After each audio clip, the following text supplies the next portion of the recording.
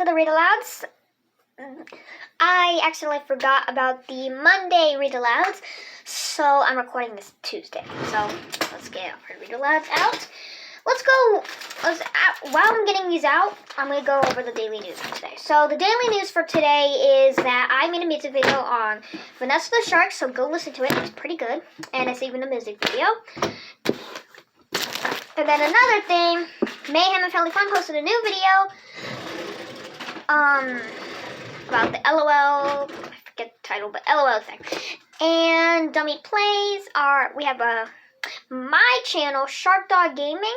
I posted two videos, part 1 and part 2 of playing with my friend.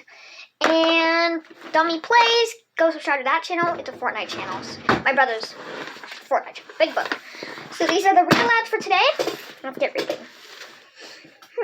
So, we have our Pokemon collection handbook. So let's read this first. So last time we read about the Pokemon Sandshrew and Sandslash.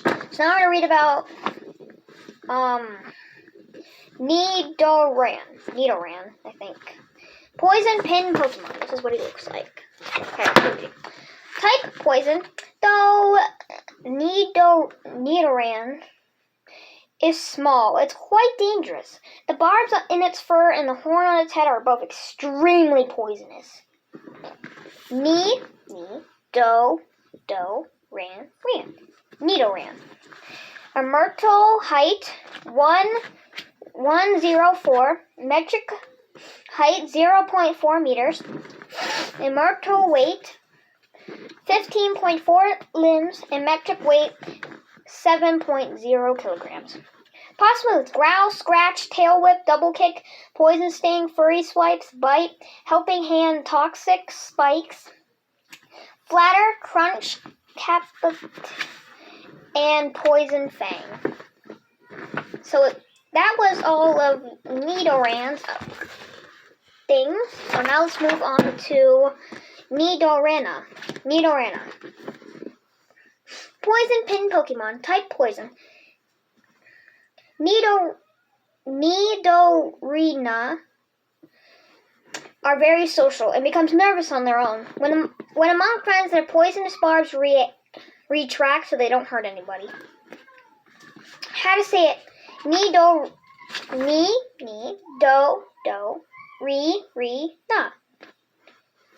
Nidorina. A Myrtle height 207, metric height 0.8 meters, or Myrtle weight 44.1 limbs, and metric weight 20.0 kilograms. Possible moves: growl, scratch, tail whip, double kick, poison sting, furry swipes, bite, helping hand, toxic spikes, flatter, crunch, capative, and poison fang. So that was his upgrades and stuff. So next, let's move on to Nidoqueen. Drill Pokemon. Poison. Type Poison Ground. When defending its nest, Nidoqueen hurls its hard, scaled body at an intruder. The impact is often enough to send the enemy flying through the air. How to say it? Queen. Nidoqueen. A Myrtle height 403. A Myrtle height, metric height 1.3 meters. A Myrtle weight 132.3 limbs and metric weight 60.0 kilograms. Possible moves: superpower, scratch, tail whip, double kick, poison sting, chip away, body slam, and earth power. So that was Nidoqueen. So that was all of the upgrades. So the next time we're gonna read about Nidoran. If we have time, we'll read more of them. You know, we'll read another page. Why not? Nidoran. Poison Pin Pokemon. Type Poison. Nidoran has an excellent hearing, and thanks to specialized muscles, it can move and rotate its ears to pick up the slightest sound. How to say it? Ran. Nidoran. Myrtle height 108, metric height 0.5 meters. Myrtle weight 19.8 limbs, and metric weight 9.0 kilograms. Possible moves: Leer, Peck, Focus Energy, Double Kick, Poison Sting, Furry Attack, Horn Attack, Helping Hand, Toxic Spikes, Flatter, Poison Jab, and Good Taff, and Horn Drill. So that was Nidoran's upgrades. Specs. Now let's move on to Nidorino. Poison Pin Pokemon. The horn on Nidorino's forehead is made of an extremely hard substance, which, when challenged, its body bristles with poison barbs. How to say it? Nidorino. Nidorino. Myrtle height 211, metric height 0.9 meters, and Myrtle weight 43.0 limbs, metric weight 19.5 kilograms. Possible moves: Leer, Peck, Focus Energy, Double Kick, Poison Sting, Furry Attack, Horn Attack, Helping Hand, Toxic Spikes, Flatter, Poison Jab, Cat Taff, and Horn Drill. So this is what he looks like, his second upgrade. Now let's look at his third upgrade. Nidoking. I think I actually have this Pokemon. Poison Ground. When Nidoking swings its massive tail, it can knock down a radio tower. Nothing can stand in the way of this furious rampage. How to say it? King. Nidoking. Myrtle height 407, metric height 1.4 meters, and Myrtle weight 136.7 limbs, and metric weight 62.0 kilograms. Possible moves: Mega Horn, Peck, Focus Energy, Double Kick, Poison Sting, Chip Away, Trash, and Earth Power. So this is what Nidoking looks like. So that was all of the upgrades. So let's see. Okay. So that is it for the Pokemon book. We read 4 pages. Now let's read our Diver Kid book. Speaking of Pokemon, we have actually our Pokemon card as a thing. So last time we read about how Manny, let's see here.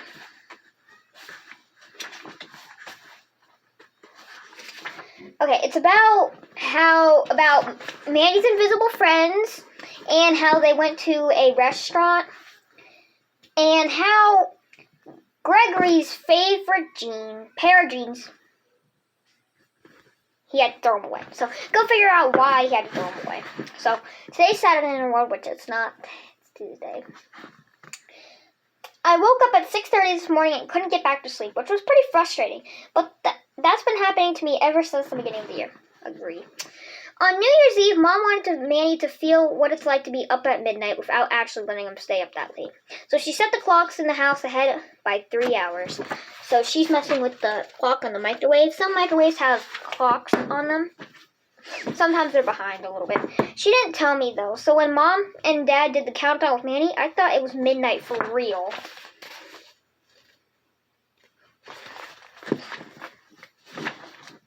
I ended up going to bed at 10:30 that night, thinking it was 1:30 in the morning. So my whole schedule has been off by 3 hours this year. I don't usually wake up on weekends until Dad literally drives me out of bed, especially during the winter when it's cold outside and it's nice and warm under the covers. I agree, it's so warm under the covers.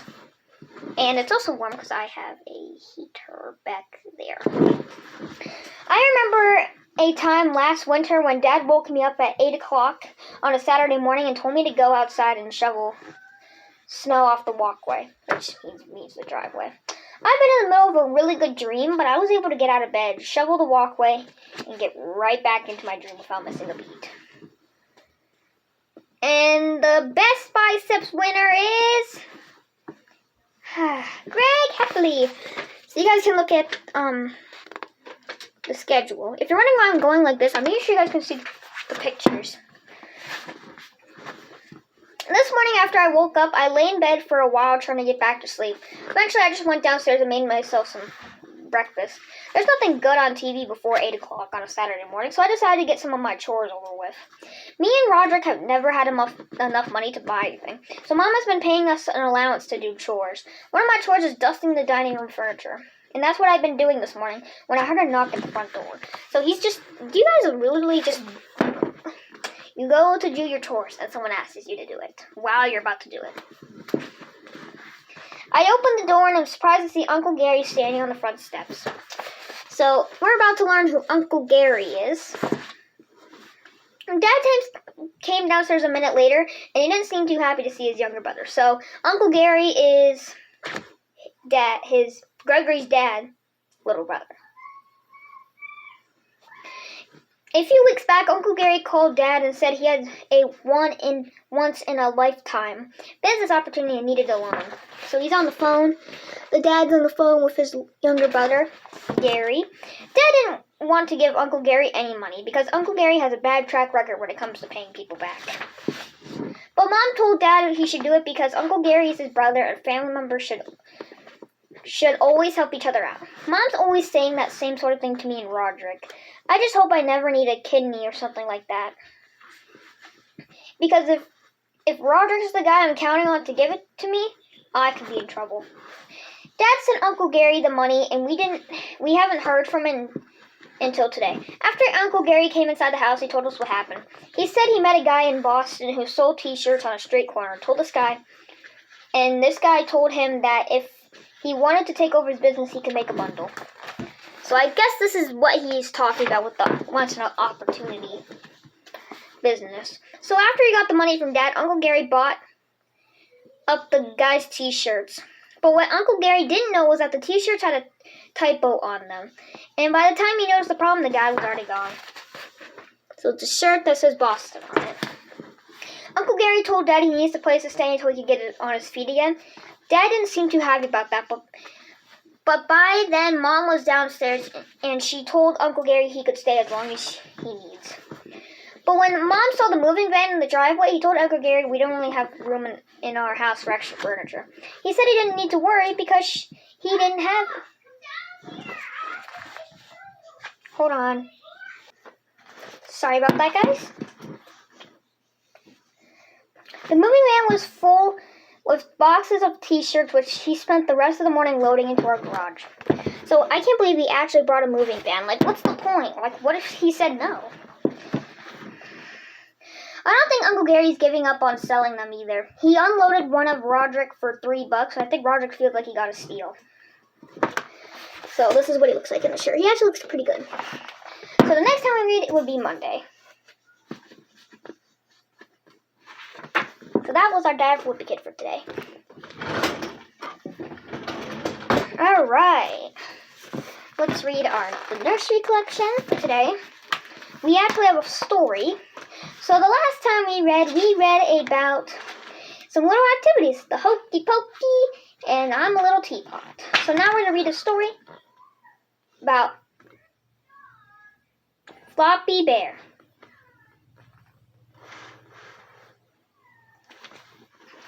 Mr. and Mrs. Puppy owned an old-fashioned toy shop. They made toys by hand in a room at the back of the shop, but they were getting old and their eyesight was bad. It's time we got an appreciate toy maker, said Mr. Puppy to his wife. They soon found a young man called Tom to work for them.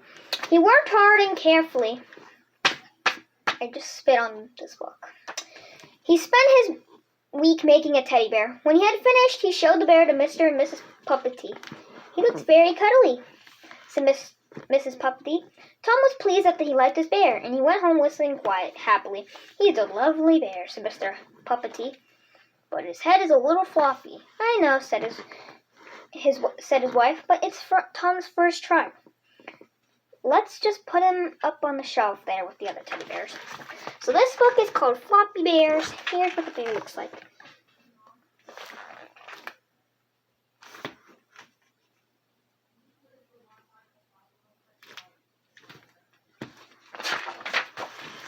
That night, Floppy Bear sat on the shelf and started to cry. He heard what Mr. and Mrs. Puppety had said about him. "What's wrong?" asked Brown Bear, who was sitting next to him. "My head is all floppy," sobbed Floppy Bear. "Does it hurt?" asked Brown Bear. "No," replied Floppy Bear. "Then why are you crying?" asked Brown Bear. "Because no one will want to buy a Floppy Bear. I'll be left in this shop forever, and nobody will ever take me home and love me," he cried. So his head's a little floppy. This is Brown and Floppy Bear. "Don't worry," said Brown Bear. We have all our faults, and you look fine to me. Just try your best to look cute and cuddly, and soon you'll have someone to love you." This made Floppy Bear feel much happier, and he soon fell fast asleep. The next day the shop was full of people, but nobody paid attention to Floppy Bear. Then a little boy looked up at the shelf and cried, "Oh, what a cute bear! Can I have that one, Daddy?" So I think they're looking up at the bears at the top. Are they going to pick Brown Bear or Floppy Bear? What do you guys think? Put your answer. Floppy's heart lifted as the little boy's daddy reached up to the shelf, but he picked up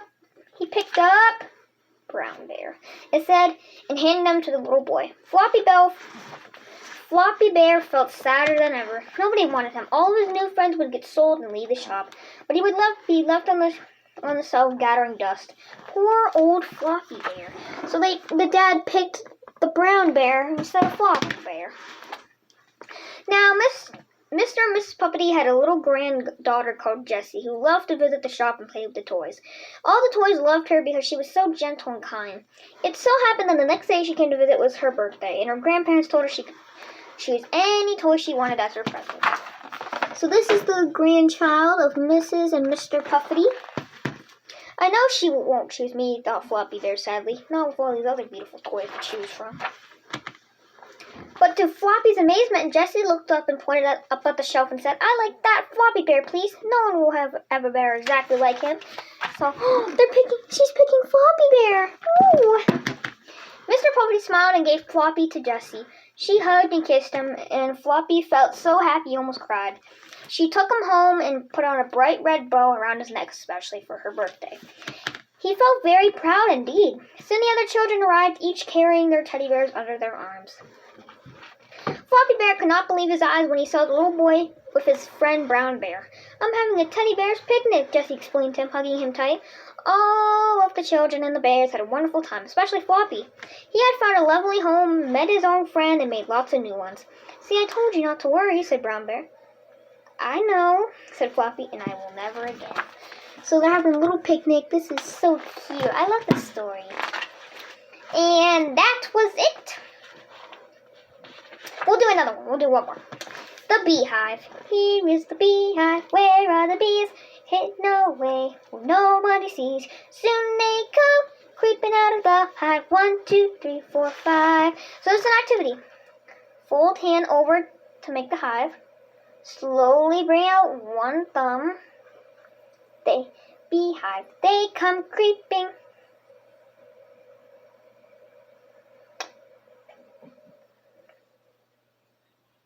Three, 4, 5. Wait. 3 and 3, 4, 5. And suddenly took a panel. So you guys can look at this. They were confusing, so I made up my own, but here's the story. You guys can pause this to do it for your little brother or something. And here's a picture of the beehive. So next time we're going to read about dancing around the maypole. It's a little longer song, so that's why. So that was the nursery collection for today. Now we're going to read it's a long story, but we're going to read Characters at Crossroads. This song is long, so that's why I saved it for the end. So last time we read about In Hiding. This girl and about her family in hiding during World War II. So you guys can go check that out. Now we're going to read about Jason's Challenge. An insert from the Golden Fleet and the Heroes Who Lived Before by Pandric Colum. Jason is a figure in Greek mythology whose father is a lawful king of, I don't know. However, he was overthrown by his brother Peleus when Jason was an infant. Fearful and King Pelus will kill her son. Jason's mother arranges for the infant to be taken out to Mount Pelin, where he will be raised and tutored by the central Surgeon. When Jason comes of age, he returns to Lucless to claim the throne that is rightfully his. On his way, Jason helps an old woman, the goddess Hera, across the river, losing one of his shoes. When King Pelus sees Jason approaching Lucas, he becomes concerned. A Greek orologist warned Pelus, "Beware the stranger who wears but a single sandal." In this excerpt from Chapter 3, King Pelus holds a banquet in Jason's honor. Jason's father is in attendance, looking for distress on Pelus's manipulates. Jason is into undertaking a perilous journey. So that was really hard to read. But here are some people. Okay. After they had eaten, King Pelus made a sign, and cupbearer, bringing a richly worn cup, came and stood before the king. The king stood up, holding the cup in his hands, and all in the hall waited silently. Then Pelus put the cup into Jason's hand, and he cried out in the voice that was all heard through the hallway, "Drink from this cup, oh nephew Jason! Drink from this cup, oh man who will soon come to rule over the kingdom that Cerberus founded." All in the hall stood up and shouted with delight at the speech, but the king was not delighted with their delight. Jason saw. He looked down the hall, and he saw faces all friendly to him. He felt as a king might feel, secure and triumphant. And then he heard King Pelus speaking once more. "This is my nephew Jason, reared and fostered in the centaur's cave. He will tell you of his life in the forest and the mountains, his life that was life of the half-gods." So this is I guess right here is Jason. This is the full picture.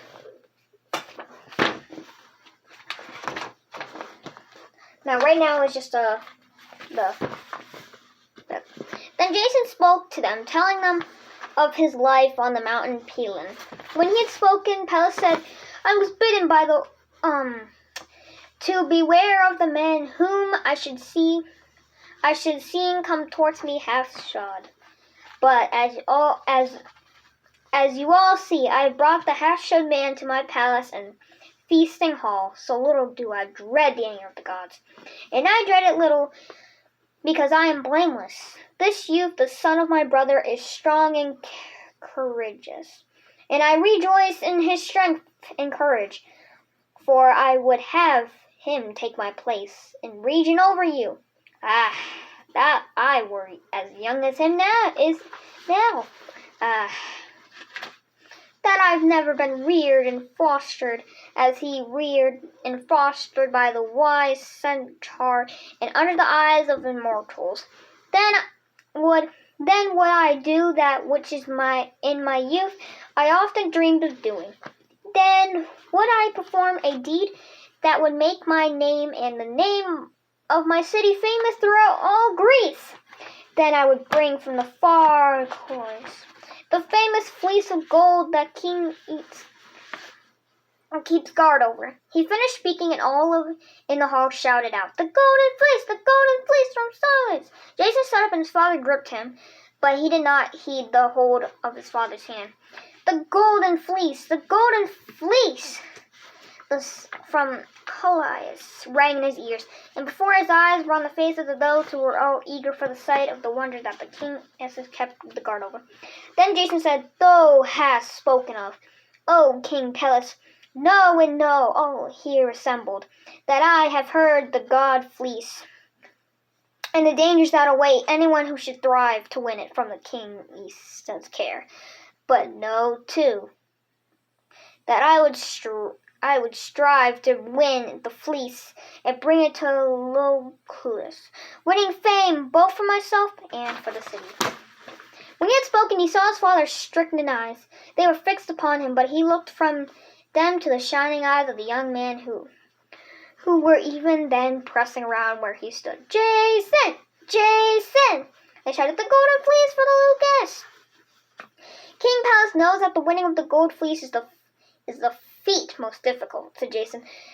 But if he will have built me a ship that can make the voyage to far Colossus, and if he will send throughout all Greece the word of my adventuring, so that all the heroes would win fame might come with me. And if ye young heroes of Leucas will come with me, I will peril my life to win the wonder that the king is keeping guard over. He spoke, and those in the hall shouted again and made clamor around him. But his father still sat gazing at him with stricken eyes. So Jason's telling everyone how he'll get the golden fleece. And that's it. So the next time we read, we're going to read a actual story called The White Mouse. I hope you guys enjoyed it. I know that Jason's challenge didn't make sense for those little kids for Greek mythology, but I don't know about that stuff either. But it was a pretty good story, if I had to say. So I will see you Friday, or maybe another day. Maybe I'll see you maybe Saturday or Sunday. I have no idea. I'll see you later. Make sure to subscribe and hit that bell icon so you'll never miss a video. Go subscribe to Dummy Plays, this channel, Vanessa the Shark, and Penny's Life. I'll see you later. Boo!